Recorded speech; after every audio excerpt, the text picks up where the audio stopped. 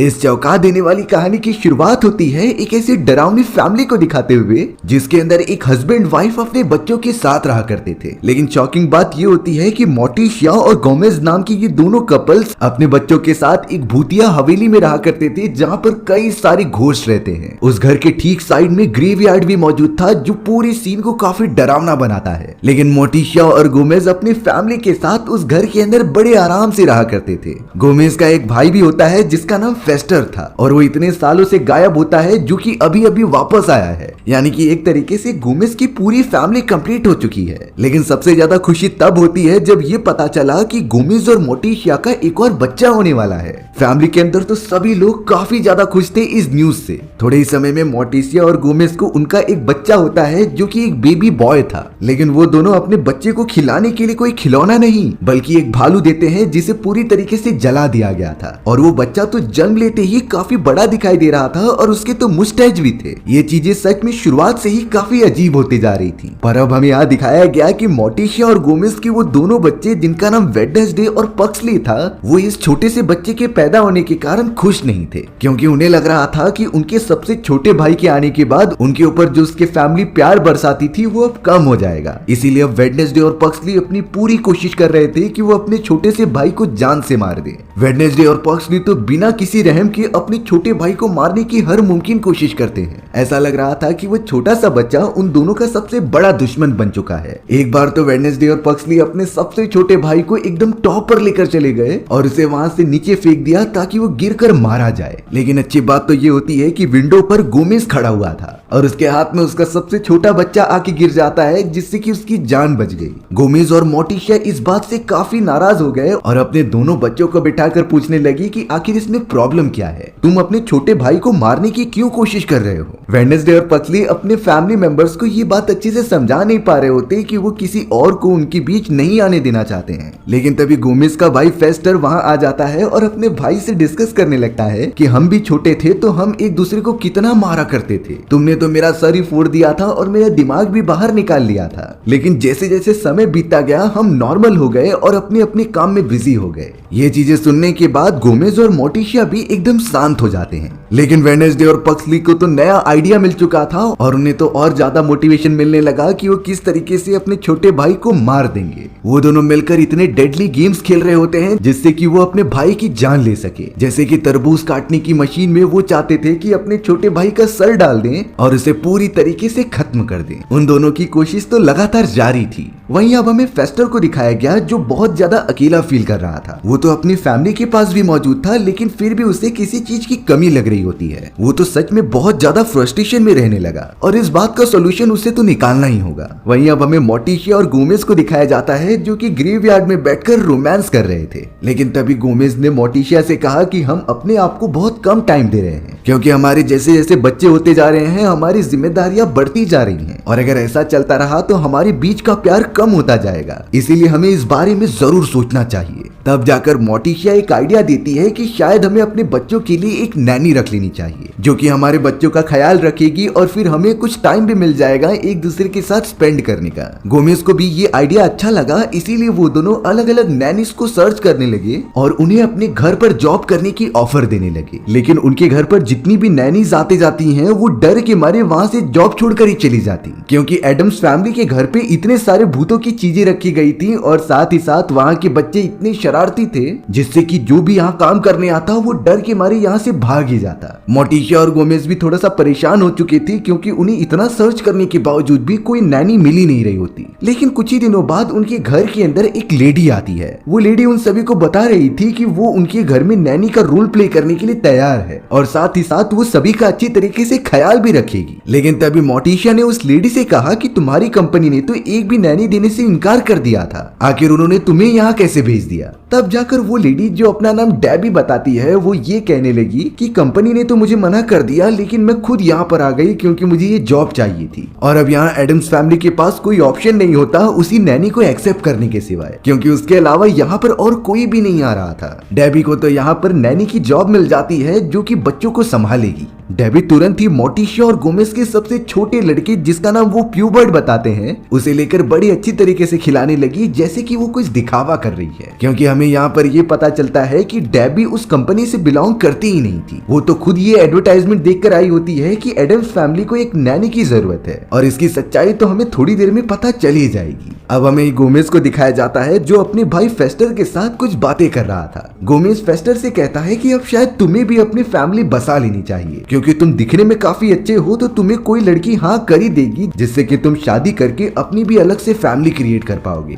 तब जाकर फेस्टर ने अपने भाई गोमेज से कहा कि वो कहीं न कहीं डेबी को पसंद करता है, और ये बात गोमेज को भी अच्छी लगी, इसीलिए वो चाहता था कि डेबी और फेस्टर की शादी हो जाए। लेकिन यहाँ जाकर हमें असली सच्चाई पता चलती है डेबी के बारे में। डेबी बेड के ऊपर लेटकर चॉकलेट्स खा रही थी, और टीवी पर हमें उसके बारे में इंफॉर्मेशन बताई जा रही होती है। यहाँ पर यह पता चला कि डेबी तो एक मोस्ट वांटेड क्रिमिनल है, जो कि एक बहुत बड़ी चोर थी, और उसके पीछे कई सारे पुलिस ऑफिसर्स लगे हैं। दरअसल डेबी अमीर लोगों को टारगेट करती और उनसे शादी करके उनकी सारी संपत्ति हड़प लेती। इतना ही नहीं, वो तो उन रिच आदमियों को जान से भी मार देती। अब तक उसने लगभग 3 शादियां करके उन तीनों को जान से मार दिया होता है। डेबी इसी तरीके से हर वक्त रिच फैमिली के किसी एक मेंबर को टारगेट करती और उनके साथ रिलेशन बना के सारी चीजें हड़प लेती। और इस समय डेबी का टारगेट फेस्टर होता है, जो कि एडम्स फैमिली का सबसे अच्छा मेंबर था, क्योंकि एडम्स फैमिली भले ही भूतों की फैमिली होती है, लेकिन उनके पास कई सारी प्रॉपर्टीज थी, और अगर ये सारी प्रॉपर्टी डेबी को मिल गई तो वो उसे बेचकर मिलियनर बन जाएगी।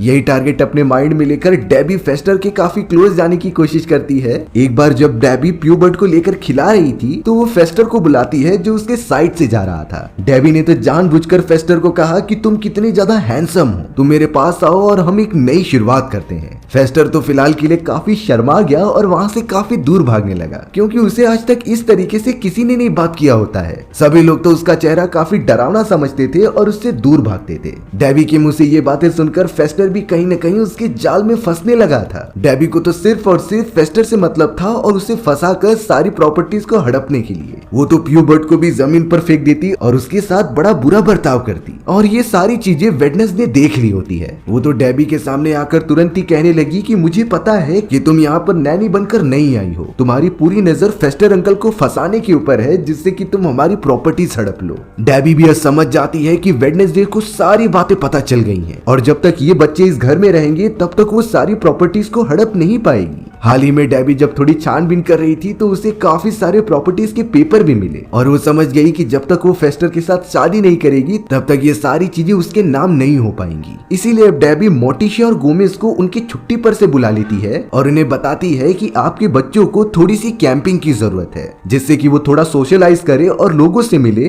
ताकि उनका बिहेवियर और अच्छा बन जाए। डेबी की इस बातों को सुनकर मोर्टिशिया और गोमेज भी थोड़ा सा कन्विंस होने लगे थे। उन्हें अपने बच्चों की खुशी चाहिए थी, इसीलिए वो इस बात के लिए मान जाते हैं। मोर्टिशिया और गोमेज तो सीधा अब अपनी फैमिली के साथ कैंपिंग साइट पर आ चुके थे, जहां नॉर्मल लोग मौजूद थे और वो काफी एंजॉय भी कर रहे होते हैं। लेकिन एडम फैमिली के सारे मेंबर्स तो भूत होते हैं और उन्हें नॉर्मल लोगों के बीच में रहना बिल्कुल नहीं आता था। वेडनेसडे और पक्सली को तो बाकी सारे स्टूडेंट्स काफी गहरी नजर से देख रहे होते हैं, क्योंकि वो बाकी इंसानी बच्चों से बहुत ज्यादा अलग थे और काफी अजीब तरीके से परफॉर्म करते हैं। उस कैंप के अंदर मौजूद जितने भी बच्चे थे और उन्हें जो गाइड करने वाले मेंटर्स होते हैं, वो सभी से इंसानों की तरह बात कर रहे थे और एकदम नॉर्मल थे, जिसकी वजह से वेडनेसडे और पक्सली को बिल्कुल भी अच्छा नहीं लग रहा था, क्योंकि वो कभी भी इस माहौल में रहे ही नहीं है। उन सारे बच्चों में जुएल नाम का एक लड़का भी था, जो कि वेडनेसडे और पक्सली जैसा ही बिहेव कर रहा था। उसे भी नॉर्मल लोगों के बीच में रहना बिल्कुल भी अच्छा नहीं लगता, लेकिन फिर भी एडम्स फैमिली के बच्चे एक साथ रहकर बहुत ही ज्यादा एंजॉय कर रहे थे, भले उनका एंजॉय करने का तरीका कुछ अलग हो। वहीं अब हमें फेस्टर को दिखाया गया, जिसके सामने डेबी बार बार जाकर कह रही थी कि मुझे फेस्टर कितना अच्छा लगता है, अगर वो मेरा हस्बैंड बन गया तो मैं कितनी ज्यादा लकी हो जाऊंगी। ये सारी चीजें डेबी इसीलिए कह रही थी ताकि फेस्टर उसकी जाल में फंस जाए और शादी के लिए हाँ कर दे।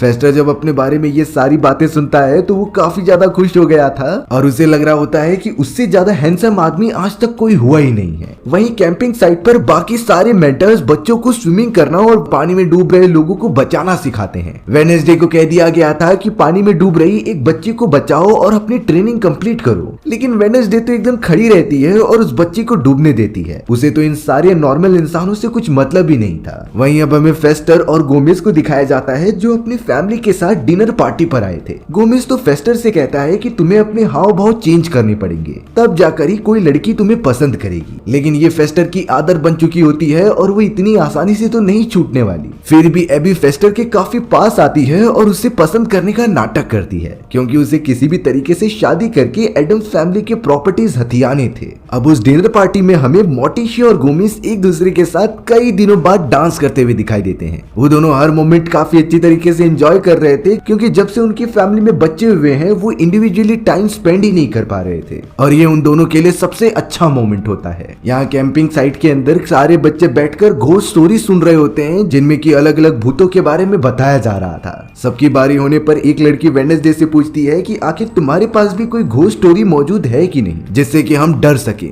वेडनेसडे फिर उनसे कहने लगी कि मेरे पास ऐसी कहानियां हैं जिससे कि तुम डर कर यहाँ से भाग जाओगे। सभी लोग काफी ज्यादा हंसने लगे वेडनेसडे के ऊपर और उससे कहते हैं कि तुम सिर्फ कहानी सुनाने का काम करो। वेडनेसडे जब कहानी सुनाती है तो सारे के सारे बच्चे इतना ज्यादा डर गए थे, क्योंकि वेडनेसडे की कहानी तो रियल घटना पर आधारित थी। सभी बच्चे काफी ज्यादा चिल्लाने लग जाते हैं और वहीं उनकी पैंट गीली हो गई थी। वहीं अब हमें ग्रेवयार्ड के अंदर फेस्टर डेबी के साथ दिखाया जाता है, जो एक दूसरे से बातें करके काफी रोमांटिक फील कर रहे थे। थोड़ी देर के अंदर ही अब फेस्टर ने हिम्मत करके डेबी को प्रपोज कर दिया था शादी के लिए। डेबी भी यहाँ फेस्टर को मना नहीं करती और कहती है कि हम शादी करके कितने अच्छे लगेंगे, हमारी पूरी फैमिली कंप्लीट हो जाएगी और हम हमेशा ही खुश रहेंगे। फेस्टर इस बात से बहुत ज्यादा खुश हो गया और तुरंत ही अपने भाई और फैमिली वालों को बता दिया। गोमेज और मोर्टिशिया को भी जब ये पता चला तो वो काफी ज्यादा खुश हो गए और फिर उन्होंने इस शादी के प्रपोजल को भी एक्सेप्ट कर लिया, यानी कि अब फेस्टर और डेबी की शादी धूमधाम से होगी। वहाँ कैंपिंग साइट में वेडनेसडे और पर्क्सली को भी लेटर मिल जाता है कि उनके अंकल फेस्टर की शादी हो रही है, और वो किसी और से नहीं बल्कि डेबी से थी।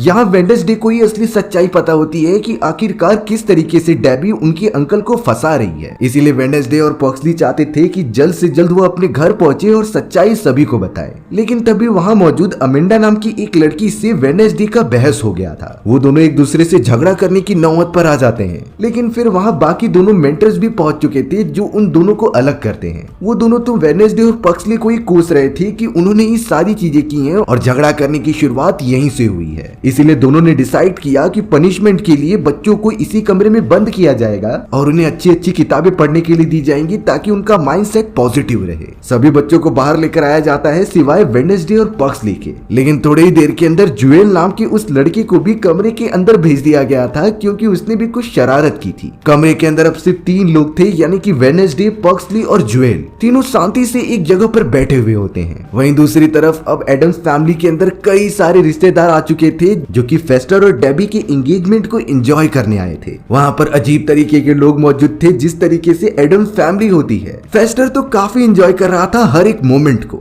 गोमेज ने तो यहाँ पर एक बड़ा सा केक बनाने के लिए दिया था, लेकिन जो केक बना रहा था उसने तो केक के अंदर ही एक लड़की को जान से मारकर बंद कर दिया। ये उससे गलती से हो जाता है और वो लड़की उनके रिश्तेदार में से आई हुई एक मेंबर थी। गोमेज इस बात से काफी गुस्सा हुआ, लेकिन अब वो लड़की तो मर चुकी थी, जो कि एडम फैमिली के लिए एकदम नॉर्मल बात होती है। यहाँ फेस्टर काफी हंसने लगा कि वो लड़की तो बेमौत मारी गई, उसकी तो कोई गलती भी नहीं थी, इसलिए हम केक खाएंगे और एंजॉय करेंगे। यहाँ कैंपिंग साइट के अंदर तो वेडनेसडे, पर्क्सली और जुएल भागने की कोशिश करते हैं, क्योंकि वेडनेसडे को किसी भी तरीके से अपने घर पहुंचना था। लेकिन उनका ये प्लान बेकार हो जाता है, क्योंकि वो दोनों मेंटर्स उन्हें आकर पकड़ लेते हैं, जिसके बाद उन तीनों को फिर से पनिशमेंट दी गई, क्योंकि वो बीच रास्ते में ही अपनी कैंपिंग मिशन को छोड़कर जा रहे थे। पर यहाँ इन्हीं सारी चीजों के बीच हमें पता चलता है कि वेडनेसडे को कहीं न कहीं जुएल पसंद आ चुका है और वो उसकी तरफ अट्रैक्ट होती जा रही है। यहाँ एंगेजमेंट होने के बाद फेस्टर और डेबी की शादी भी हो जाती है और एडम फैमिली के सारे मेंबर्स काफी ज्यादा खुश थे,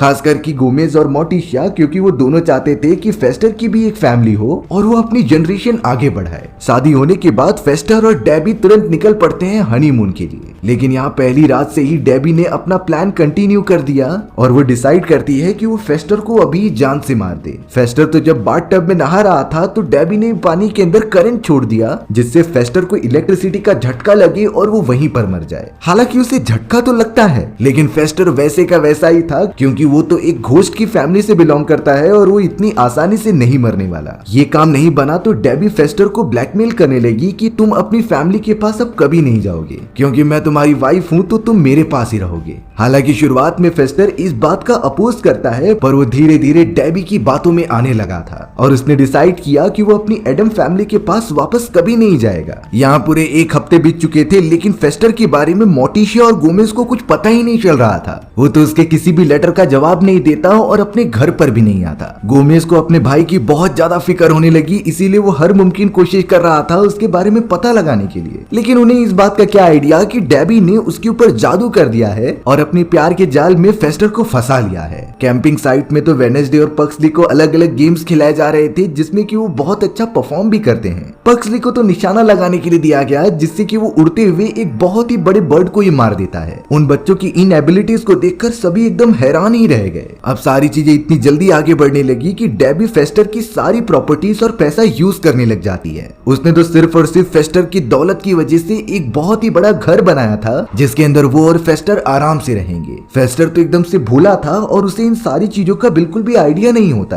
लेकिन जब ये बातें गोमेज और मोटिशिया को पता चली, तब वो थोड़ा सोच में पड़ गए थे। उन्हें नहीं समझता कि आखिर डेबी हमारे साथ ऐसा क्यों कर रही है। लेकिन मोटिशिया गोमेज को कहती है कि शायद उसे थोड़ा टाइम देना चाहिए। कुछ समय बाद उसे पता चल ही जाएगा कि फैमिली के साथ रहना कितना इंपॉर्टेंट होता है। कैंपिंग साइट के ऊपर तो उन दोनों मेंटर्स ने बच्चों को कहा कि तुम सभी को मिलकर एक प्ले परफॉर्म करना है। हालांकि उसके अंदर वेडनेसडे, पक्सली और जुएल का भी नाम था, पर वो तीनों इसमें पार्टिसिपेट करने के लिए मना कर देते हैं। वो मेंटर्स काफी गुस्सा हो गए, इसीलिए फिर से उन तीनों को पनिशमेंट दे दिया गया और उन्हें एक फैमिली फिल्म दिखाने लगे। ये फैमिली फिल्म एकदम नॉर्मल इंसानों की होती है, इसीलिए वेडनेसडे पक्सली को काफी इरिटेशन हो रहा था और यहाँ ना चाहते हुए भी वेडनेसडे बाहर आती है और पहली बार स्माइल करती है। उसने कहा कि हम सभी प्ले करने के लिए तैयार हैं। वो सभी तो लगातार अपने प्ले की तैयारी करने लगे। गोमेज को यहाँ अपने भाई की काफी फिक्र हो रही थी, इसीलिए वो मोटिशिया को लेकर डेबी के नए घर में चला जाता है। लेकिन डेबी यहाँ एडम फैमिली को तुरंत ही यहाँ से जाने के लिए कहती है और ये बताती है कि फेस्टर तुमसे नहीं मिलना चाहता। हम सभी तुमसे अब काफी अलग हो चुके हैं, इसीलिए तुम हमारे पास मत आओ। यानी कि डेबी खुद के ही फैमिली वालों को बाहर निकाल रही थी अपने नए घर से। फेस्टर को उसने तो अपने बातों में फंसा दिया था और एक कमरे में बंद कर दिया था। गोमेज और मोटिशिया को ये बातें बहुत बुरी लगती हैं, इसीलिए वो सीधा पुलिस ऑफिसर्स के पास चले गए थे और उन्हें बताने लगे कि किस तरीके से डेबी ने मेरे भाई के ऊपर काला जादू किया है। वो तो फेस्टर से हमें मिलने भी नहीं देती। लेकिन पुलिस ऑफिसर्स को ये केस एकदम बेकार लगता है। उन्हें ऐसा लग रहा था कि एडम्स फैमिली मजाक कर रही है, इसीलिए वो सीरियस नहीं लेते। गोमेज और मोटिशिया जब निराश होकर अपने घर पर आते हैं तो उनके घर पर काम करने वाली एक बूढ़ी औरत ने बताया कि प्यूबर्ट की सारी शक्तियां चली गई हैं। उसकी पूरी बॉडी तो एक नॉर्मल इंसानी बच्चों जैसी बनती जा रही है। ये चीजें एडम फैमिली के लिए काफी ज्यादा निराशाजनक थी, क्योंकि उनके फैमिली मेंबर्स बिल्कुल भी इंसानों जैसे नहीं होते। भले ही वो दिखने में उनके जैसे हो, पर उनके अंदर की सारी क्वालिटीज अलग होती हैं, यानी कि भूतों वाली। डेबी जिसने की फेस्टर की बहुत सारी प्रॉपर्टीज अपने नाम कर ली थी, वो अब चाहती थी कि वो फेस्टर को जान से मार दे। इसीलिए उसने एक गिफ्ट रैपर में काफी बड़ा बॉम्ब रखा होता है, जिसे कि वो फेस्टर के पास रखकर बाहर की तरफ चली गई कुछ काम से। वो चाहती थी कि इस बॉम्ब ब्लास्ट में फेस्टर की जान चली जाए और बाकी बचे हुए सारी प्रॉपर्टीज भी उसके नाम हो जाएंगी। फेस्टर को इन सारी बातों के बारे में बिल्कुल अंदाजा नहीं था और वो तो नॉर्मल खाना बना रहा होता है। वहीं दूसरी तरफ अब उस प्ले की तैयारी हो रही थी और सभी बच्चों के पेरेंट्स वहां पर आए थे।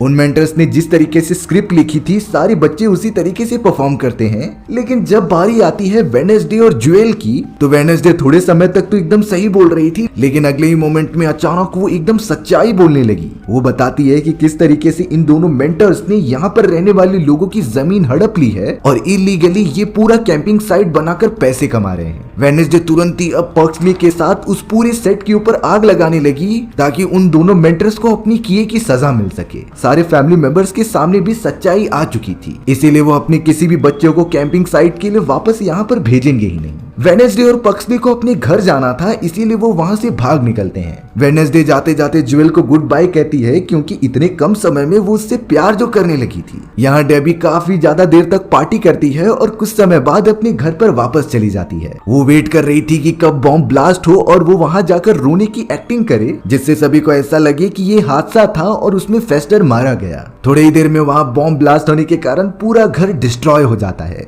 लेकिन उसमें फेस्टर को कुछ भी नहीं हुआ था। उसे तो लग रहा होता है कि ये एक हादसा है और वो डेबी के लिए कुछ बना कर लेके आ रहा था। डेबी इस बात से बहुत गुस्सा हो गई और अपनी जेब में से गन निकाल ली। उसने तो तुरंत ही फेस्टर के ऊपर पॉइंट कर दिया था। डेबी तो फेस्टर से साफ साफ कह देती है कि ये सारी चीजें मैंने प्लान की थी, मुझे तुमसे कोई प्यार नहीं है, मैंने सिर्फ तुम्हारी प्रॉपर्टी लेने के लिए ये सब किया। डेबी जैसे ही फेस्टर को मारने जाती तभी पीछे से एक कार आती है, जिसे और कोई नहीं बल्कि द थिंग चला रहा था। दरअसल ये कटा हुआ हाथ होता है जो कि एडम फैमिली का ही एक मेंबर था। वो तुरंत ही फेस्टर को बचाने के लिए कार को डेबी से टकरा देता है और फिर फेस्टर कार में बैठकर वापस अपनी फैमिली के पास आ जाता है। यहाँ गोमेज की तबीयत बहुत ज्यादा खराब थी क्योंकि उसे समझ नहीं रहा था कि उसकी एडम फैमिली के साथ कौन कौन सी बुरी चीजें हो रही हैं। पर जैसे ही थोड़ी देर बाद फेस्टर उसके सामने आता है तो गोमेज अपने भाई को देखकर बहुत ज्यादा खुश हो रहा था। फेस्टर ने उनसे माफी भी मांगी क्योंकि डेबी उससे प्यार नहीं करती बल्कि वो उसके पैसों के पीछे पड़ी थी और अब वो अपनी फैमिली को कहीं भी छोड़कर नहीं जाने वाला। अच्छी बात तो ये होती है कि वहाँ वेडनेसडे और पक्सली भी आ चुके थे जो कि अपने अंकल को सही सलामत देखकर काफी खुश हो रहे होते हैं। पर कहानी अभी तक खत्म नहीं हुई थी क्योंकि डेबी अब एक शॉट गन लेकर उस जगह पर पहुंच गई। उसने तो अपने काले जादू की मदद से पूरे एडम फैमिली को बंदी बना लिया था, यहाँ तक कि द थिंग को भी पकड़ लिया होता है। डेबी ने तो उस पूरी एडम फैमिली को बता दिया था कि जिस क्रिमिनल लड़की की बात कर रहे थे वो वही है जिसने की इतने लोगों का मर्डर करके उनकी प्रॉपर्टी हथिया ली थी और अब वो एडम फैमिली की भी सारी प्रॉपर्टी लेना चाहती है। डेबी तो अब पूरी तरीके से तैयार थी उन सभी लोगों को इलेक्ट्रिसिटी का झटका देकर जान से मारने के लिए, लेकिन अचानक एडम फैमिली की सबसे छोटे बेटे प्यूबर्ट को होश आ जाता है। उसकी सारी शक्तियां वापस आने लगी थी और वो एक वैम्पायर में कन्वर्ट हो चुका था। प्यूबर्ट को जैसे ही पता चला कि उसकी फैमिली की जान खतरे में है तो वो तुरंत ही उस जगह पर आया और एक वायर को एक दूसरे से जोड़ दिया। ये वायर एक शॉर्ट सर्किट करता है और उसका पूरा झटका रिवर्स में चला गया, जिससे कि अब करंट का एक बहुत ही बड़ा झटका डेबी को लगने लगा। डेबी इतना ज्यादा घायल हो जाती है कि उसकी पूरी बॉडी एसिड में कन्वर्ट हो गई थी और वो वहीं मर गई। एडम फैमिली के सारे मेंबर्स प्यूबर्ट से काफी ज्यादा खुश हो जाते हैं। एक तो प्यूबर्ट की शक्तियां वापस आ गई और अगर वो यहाँ पर नहीं होता तो एडम फैमिली पूरी तरीके से खत्म हो जाती। डेबी के मर जाने के बाद एडम फैमिली फिर से इकट्ठा हो गई और काफी अच्छी तरीके से मिलकर अपनी जिंदगी गुजारने लगी। पार्टी के अंदर तो ज्वेल को भी बुलाया जाता है जिससे कि वेडनेसडे बहुत ज्यादा पसंद करती थी। वो दोनों अब ग्रेवयार्ड में बैठकर मजे कर रहे होते हैं और एक दूसरे से काफी सारी बातें भी करते हैं। यानी कि एक लव स्टोरी खत्म हुई तो वेडनेसडे और ज्वेल की लव स्टोरी स्टार्ट होने वाली होती है और हमारी ये रोमांचक कहानी यहीं खत्म हो गई। सो व्यूअर्स, आपको ये स्टोरी कैसी लगी कमेंट सेक्शन में बताना भूलना मत। और अगर आपको मेरा एक्सप्लेनेशन 1% भी अच्छा लगा होगा ना तो वीडियो को लाइक एंड चैनल को सब्सक्राइब जरूर कर देना। मिलते हैं इसी तरीके की मजेदार वीडियोस में, तब तक के लिए बाय बाय।